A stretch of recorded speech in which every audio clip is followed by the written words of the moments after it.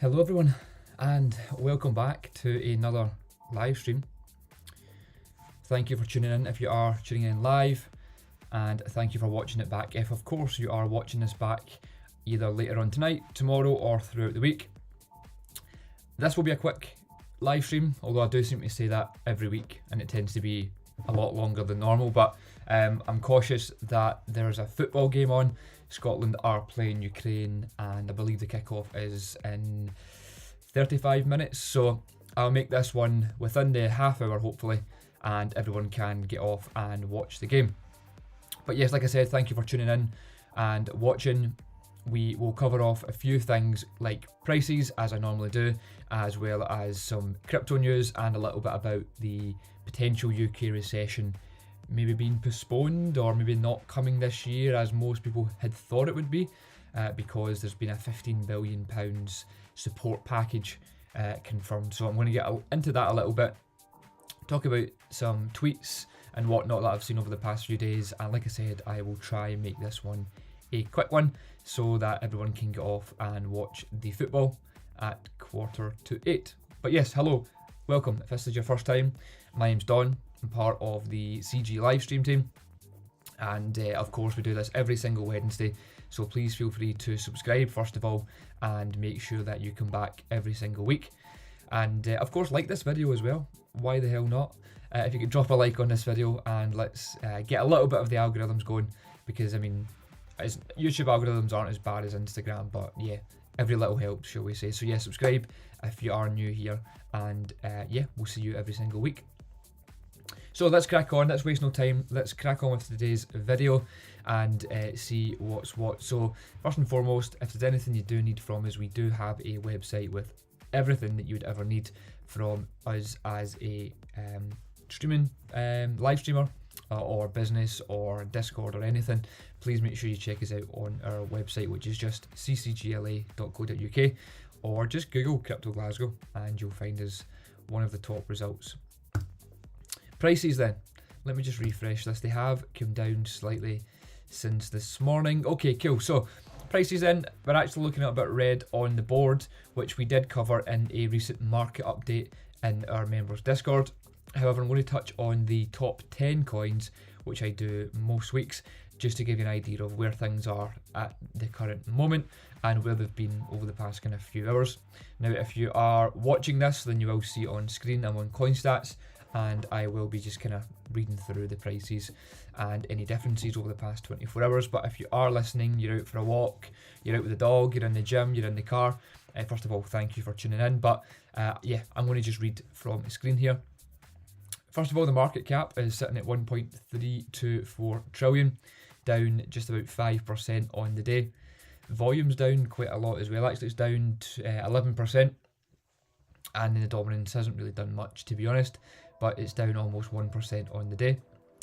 Prices then, Bitcoin is, like I said, down a little bit from earlier on today. We are looking at down 6%, currently sitting at 30,201.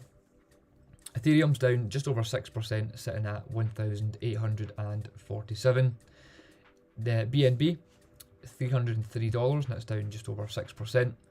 XRP sitting at 40 cents, down 3.5%. Cardano is down 9% for the day, sitting at 56 cents. And then Solana, we've got down nearly 10% on $41. And then Polkadot down 6%, looking at $9.77. Again, I briefly touched on this last week, but if you didn't see last week's video, you'll see the kind of rise in stable coins in the top 10. So you've got BUSD, which is a stable coin from Binance. You've then got USDC and USDT. So you've now got 3 stable coins in the top 10. It used to be mostly Tether and USDC, but they were quite far apart. But because the way the markets are at the moment, everyone's kind of moving out of Bitcoin, Ethereum or altcoins and putting it into the stable coins until the market kind of calms down so that they can jump back into something else. So we see it all the time, especially when the markets are coming down like they have been more recently. But just to make that clear, that's why you're seeing the kind of stable coins on the rise a little bit. So we've got someone here in the comments saying Bitcoin was always going to roll back. Fake pump on Memorial Day was a big giveaway signal. 100%. I've seen that floating about Twitter quite a bit. Memorial Day was a bit of a pump, or a fake pump, shall we say. And now, obviously, that's over the celebrations as such. Over it's mostly an American thing. But as we all know, American markets seem to control the most of the markets. So if there's any, I wouldn't say issues, but if there's any kind of price decreases from that side, then it affects the whole market. And that's pretty much what we're seeing right now. So, but yeah, that's top 10. Not anything exciting happening right now, unfortunately. I wish I could report back some more, but yeah, the prices are pulling back from this morning, and the market cap too. Pretty much the whole damn thing is on a bit of a pullback. Not to worry though, like I said, we did submit a update about 5:30 this evening in Discord, just to kind of update with the market and where things are going and where we expect things to go over the next kind of few hours and whatnot. So check that out if you haven't already. Now, a few topics that I want to discuss then. One of the main ones is obviously the UK recession stuff, but I'm going to just speak a little bit about Luna 2.0, simply because, I mean, it didn't go greatly. I think it's kind of rebounded a little bit since, but it didn't go great, and didn't really think it would, to be honest, simply due to the fact that in previous weeks it's went to zero. Why would 2.0 within 2 weeks do any better, kind of thing? So I'm going to just talk a bit about that. So the article here then, Luna 2.0 is seeing wild price swings right out of the starting gate. So again, we did speak about this last week, I think it might have been Friday, a little bit about the airdrop and how to get the airdrop and whatnot. So most of you will be aware of what I'm talking about here. But Luna 2.0 then, a Frankenstein cryptocurrency resurrected after its predecessor crashed to near worthlessness. So literally went to zero. It's already looking pretty haggard out there, off the starting grid, sorry. And like Mary Shelley's monster, there are signs of more misfortune in the near future. Luna 2.0 was launched on Saturday to replace the old Luna and Terra cryptocurrency ecosystem. It started at a high of $19.53, but then sank to a low of just over $4 over the next few hours. According to CNBC, that is. The price hovered just below the $6 mark before jumping up to around $9.70 as of early Tuesday.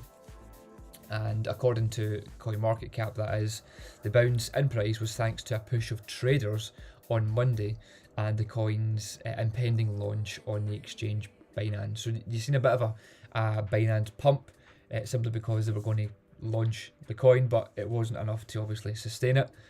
It was enough to get the hype there though. And see, to be honest, most people weren't buying this or investing in this for it to be a serious investment. I would like to think so anyway, because of what happened with the Luna Classic or Luna 1.0. I can't imagine most people had regained the trust so quick. I think most people were maybe trying to trade against it up and down, simply because they knew it would be extremely volatile because it was just being relaunched. So that could be why the price has been as volatile as it has been.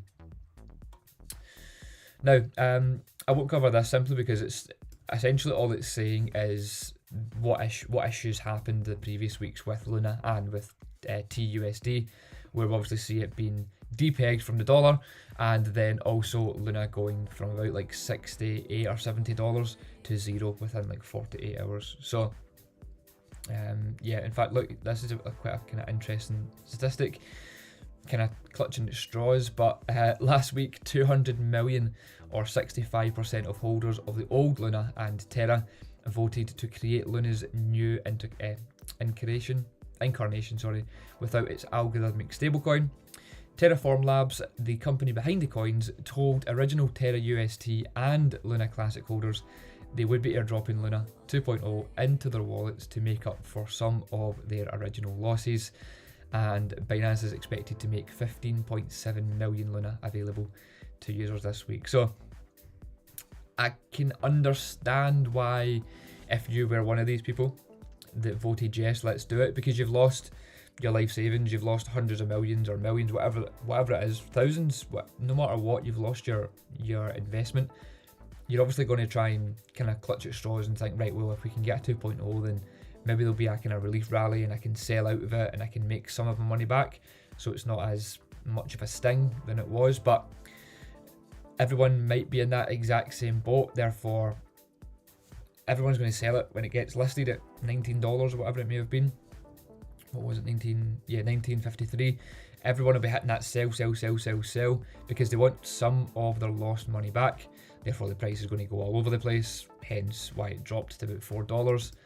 Then you'll get people that will be buying it back up, which then drives the price up a little bit, and vice versa. So I can see why people have decided to vote for a new 2.0 version of this coin, but it was never, in my opinion, in my humble opinion, should we say, it was never going to work. Look, it might prove me wrong, but how can someone lose billions, or lose their investors billions upon billions upon billions, and then save it all by launching the coin 2 weeks later? Like, it's just, I don't know. I get it though, people have lost money and they want the money back, but yeah, it's bizarre. But yeah, more to come on that as, I guess, as news comes out, but it's an interesting one. Next then, quite a funny one. Bank of England says stablecoins aren't stable for investors. So again, this is all off the back of what happened with Terra USD, which we've seen quite a few articles come out the past 2 weeks since it happened. And of course, the Bank of England says that stablecoins aren't stable because, well, look what happened to Terra USD. Tether USDT, USDC and BUSD all seem pretty stable, and they have been for many years. So yeah, this is just, they're just using this to get the reader involved, obviously, and they're trying to use the Terra incident, as like, look what can happen. We need to step in. We need to fix this. But yeah, I'll read a little bit about the article and you'll understand where I'm coming from. So stablecoins are that are meant to be an alternative to traditional currencies aren't steady enough for widespread use by consumers, a Bank of England official had said. The executive director for markets at the UK Central Bank said that digital currencies such as Terra USD and Tether lack real-time information about their value and details about how they maintain convertibility.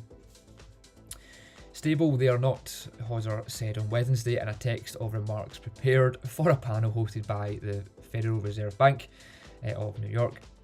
Holders of such coins must accept at least the possibility of finding themselves badly out of pocket. The remarks are part of the Bank of England's efforts to build the case for its regulating digital currencies, which they see as an increasing risk to the financial system. The $1.7 trillion market is now bigger than the subprime mortgage, where they upended global markets in 2008. They're not quite the same, but again, this is the problem with the governments and Banks of England and central banks and whatnot. They're pushing for the CBDCs, the central bank digital currencies. They don't want TUSD or USDT to be about because they're decentralized to an extent. They're not governed by governments. So any article that they can jump on and bash crypto, Terra USD for example, they're going to do it so that they can then put the fear in you to then come to their side and use their digital currency. So yeah, we've seen it all before. I don't have to tell it to you, but you've seen it all before. We understand exactly what's going on here. Terra USD and Tether once were the key digital currency system, offering users a predictable way of trading money. Yet the former saw its value recently fall to zero over the course of a few days, while the latter dropped below partly. So yeah, again, I did touch on that at the time, but USDT did kind of depeg to about 95 cents at one point, but it got its peg back within a few days. So it was just people panicking basically, which I covered on a live stream to say, look, people are panicking. If you've got USDT held up, then it's up to you what you do with it. But by selling out of USDT, you're causing more panic to the system. Therefore, everyone's going to do it because they see the price coming down a little bit, and it's just a snowball effect. So yeah, but that's kind of what that point's getting at. Buyer beware warnings may be sufficient for coins that are only in niche use, but they cannot be enough for any reach systematic scale. So essentially what he's trying to say is, before people are buying these digital currencies or whatever, there should be a warning to say, look, this can go to zero, which most people who are getting involved in crypto might not know because they're very new to the space. They're maybe a younger audience, they don't have any experience in investing, and they don't know enough about crypto in general. So I can see that, and it would be a good thing to say, look, by the way, before you buy this, it could go to zero. Are you quite comfortable with that happening?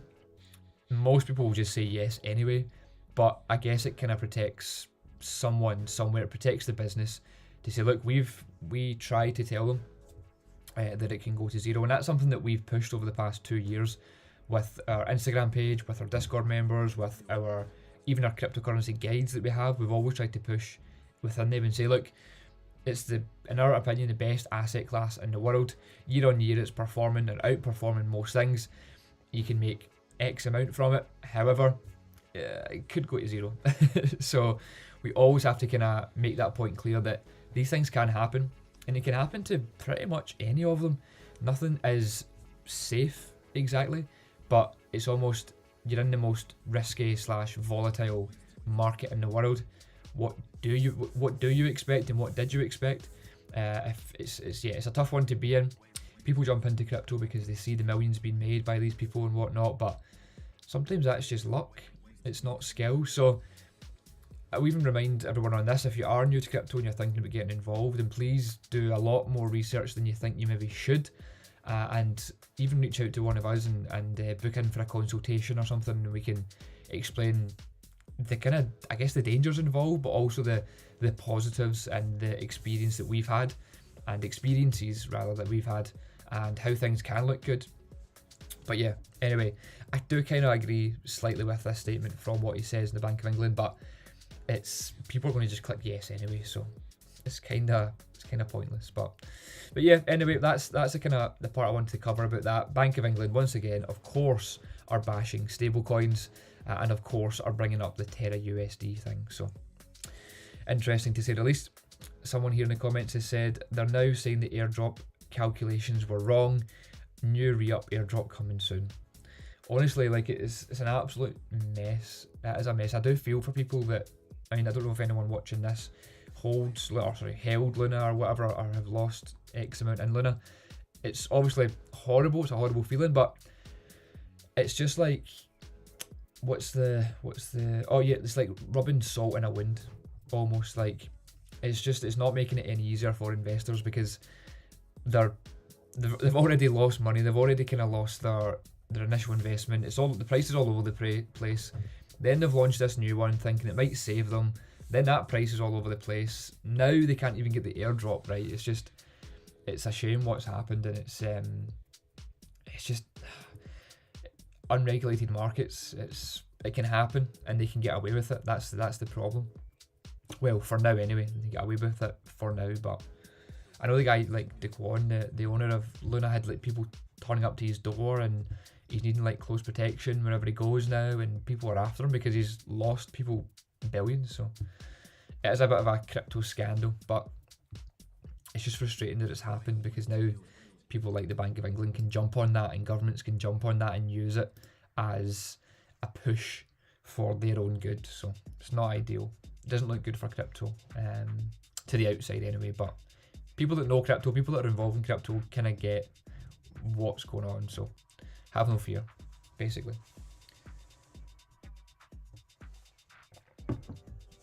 Okay, so let's move on to the kind of main topic of what I wanted to cover. Now, we will have a full breakdown going live in Discord about 8 PM or just after this live stream.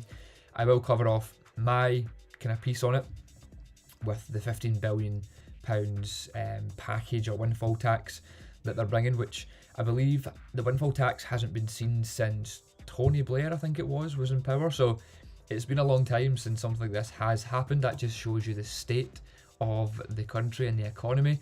But yeah, the full breakdown or the full kind of write-up on this will be live in about half an hour's time. So make sure you check it out in Discord after this as well. Okay, so as you can see then, Sunak's $15 billion, £15 billion, shall we say, cost of living package and windfall tax. 4 experts respond. So, let's just see. Yeah, I'll cover this. This kind of abbreviates most of what we're about to cover, but I'll cover it off anyway. So the UK Chancellor of the Exchequer has unveiled a £15 billion package of measures to help households with the cost of living after energy watchdog Ofgem announced it would probably be increasing the price cap on energy bills by over £800 a year to £2,800 in October. Picking up part of the tab is the oil and gas companies with a temporary windfall tax that is expected to bring in about $5 billion. We asked for experts, blah, blah, blah, blah, blah. Okay, so the cost of living crisis then. So the Chancellor's pledge to give £15 billion to help households with the cost of living crisis finally targets helps where it is needed most. The package of measures, partially funded by windfall tax on oil and gas companies, includes a series of one-off payments. There will be £650 each for 8 million lowest income families, £300 for pensioner households, and £150 for households who get non-means tested disability benefits. So local authorities will also be given an additional £500 million to provide discretionary help to low-income households, while all households in the UK will receive £400. They were already set to receive half of this as a loan later this year, but will no longer need to pay it back. So, on the kind of larger picture, I guess, of this, it's a win for anyone living in the UK. It's a great thing to see. People are now getting a £400 one-off payment. Maybe some people are getting £650, depending on the kind of financial state. But all in all, seems like a great kind of package. Yeah. So I'll give my opinion on it in just a sec. But the Chancellor claims that the new package of measures will provide the most vulnerable households with £1,200 to help with living costs, broadly equal to the expected total rise in household energy bills over this year. And this takes into account that the price cap, which sets a maximum limit on household energy bills and has soared by 54% in April and is expected to rise by a further £830 in October. Now, obviously that's pretty self-explanatory. The reason it's rising in October is because obviously winter's approaching, more people are obviously using their heating more, or gas or whatever it may be, so that the prices will inevitably climb higher throughout. But energy bills are only part of the pain facing UK households.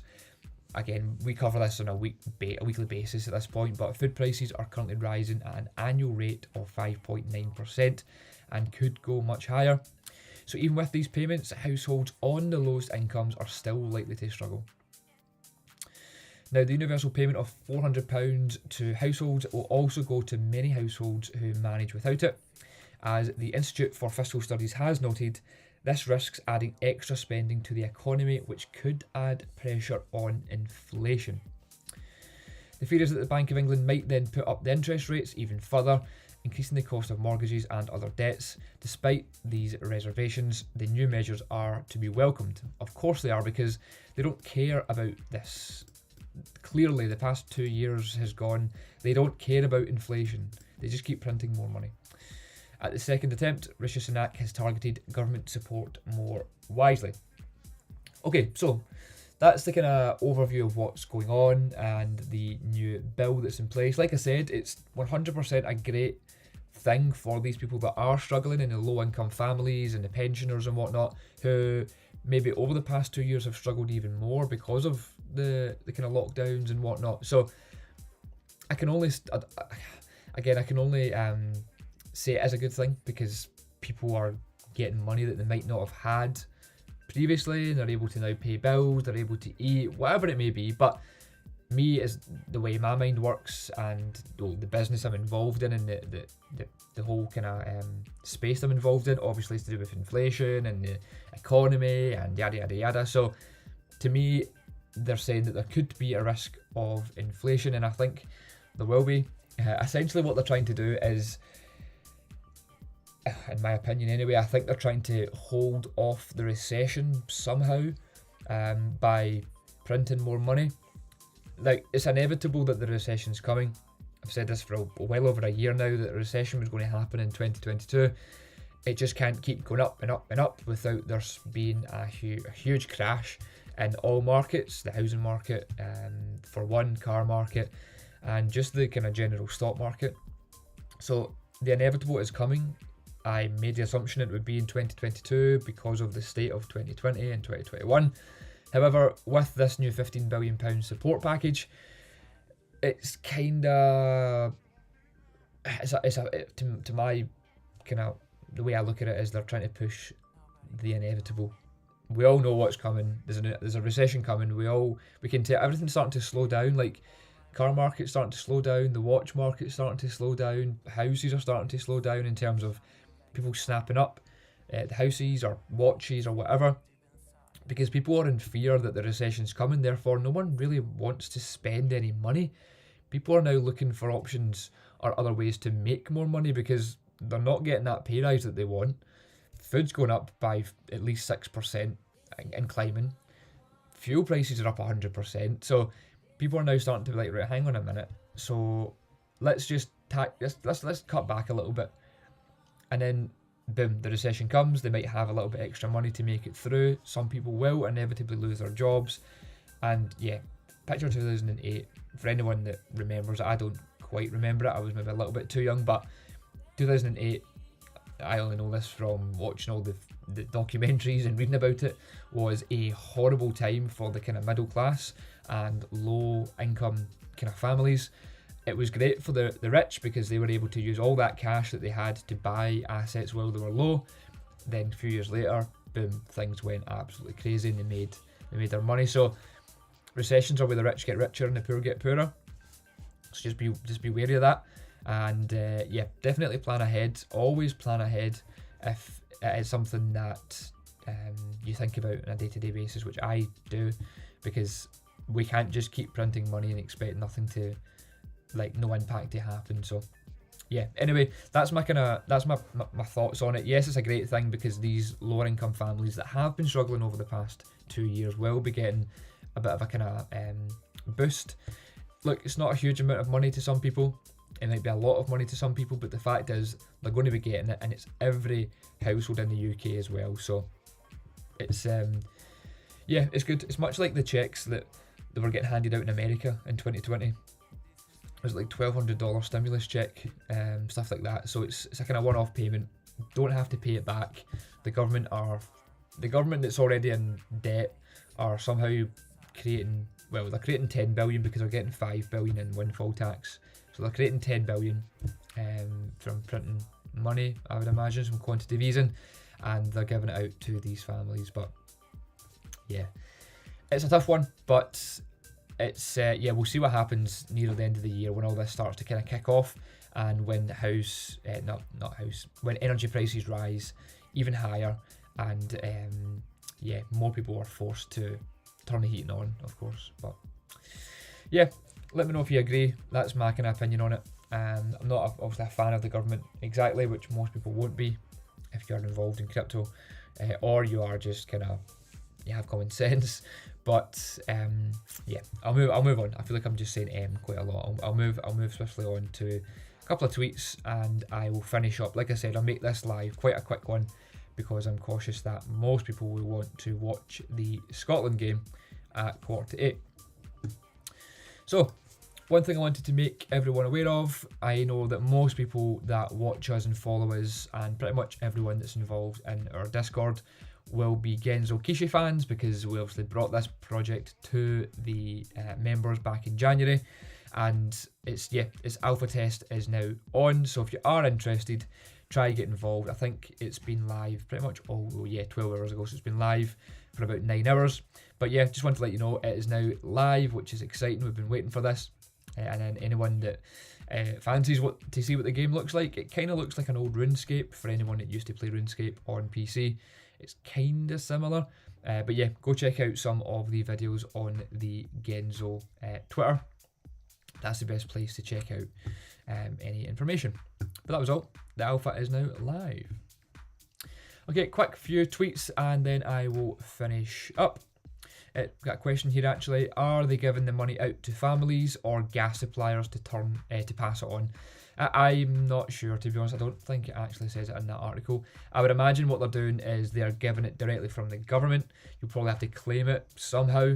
They'll be just taking the tax from the energy companies, because I can't see the energy companies like reducing the bill to kind of give you that money back or anything, or giving you a refund. That wouldn't make sense, I don't think, actually, from a business point of view. So and yeah, it will be, they're taking tax from the energy company, and they will be distributing it from the government.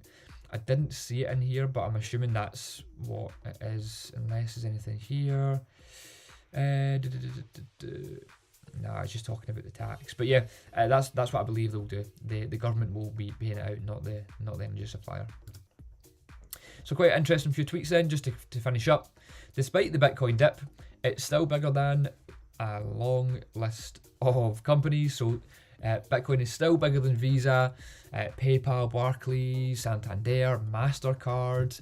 Who else? We've got Bank of America, American Express. All these big companies that when you think of, you think they're worth, obviously, well, billions, not trillions, but they're worth billions.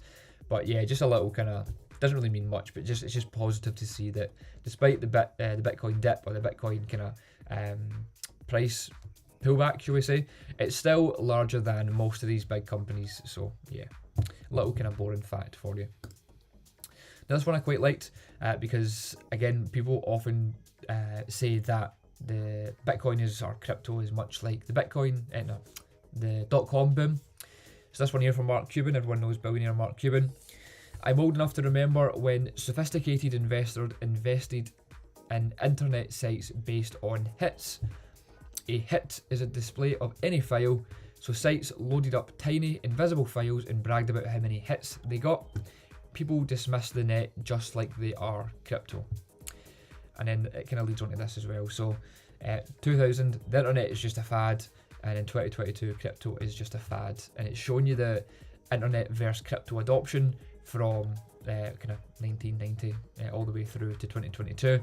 It's following the same trajectory as the internet, and of course that's where billions of pounds was made, or billions of dollars was made back in the early 2000s, was from the .com boom.